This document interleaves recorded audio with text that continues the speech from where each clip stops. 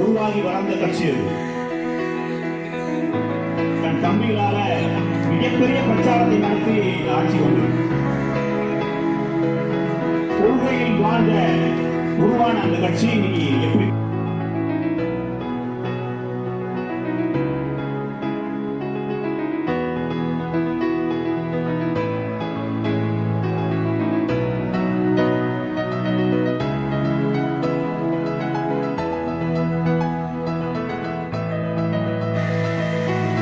அடிப்படை கட்டமைப்பு தகர்க்கப்படுது. தமிழ்நாட்டில் உருவாக்கி வைத்திருக்கக்கூடிய இந்த கல்வி கட்டமைப்பை, பொது சுகாதார கட்டமைப்பை உடைப்பதற்கான வேலையை பண்றாங்க ஒன்றிய அரசு. அதை எதிர்த்து போராட முடியதாக தமிழ்நாடு அரசு இல்லை. அப்படி இருக்கும்போது பென்ஷனுடைய திட்டத்தில் வந்தோம். யூனிஃபைட் பென்ஷன் திட்டத்தை நீங்கள் ஏற்க வேண்டிய அவசியம் இல்லை.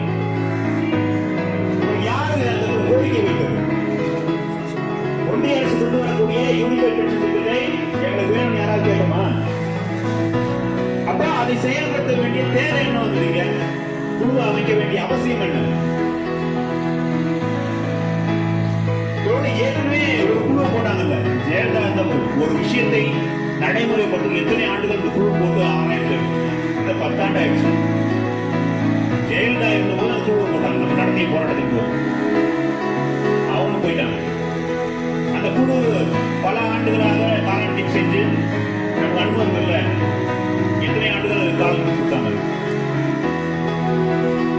சாந்தாசில நாயுடு தான் தலைவராக இருந்தாங்க. அப்புறம் அவங்க போயிட்டாங்க. அடுத்த ஐஎஸ் போட்டாங்க. அதுக்கப்புறம் அந்த குழு தன்னுடைய அறிக்கையை கொடுத்த பிறகு அந்த குழுவின் அறிக்கை வெளியே வரவே திரும்பவும் என்ன ஆய்வு செய்ய போறாங்க? இந்த திட்டத்தை கிடப்பில் போடுவதற்கான ஒரு வேலையாக தான் பார்க்கும். அரசு ஊழியர்களையும் ஆசிரியர்கள் ஏமாற்றக்கூடிய வேலையாக பார்க்கும்.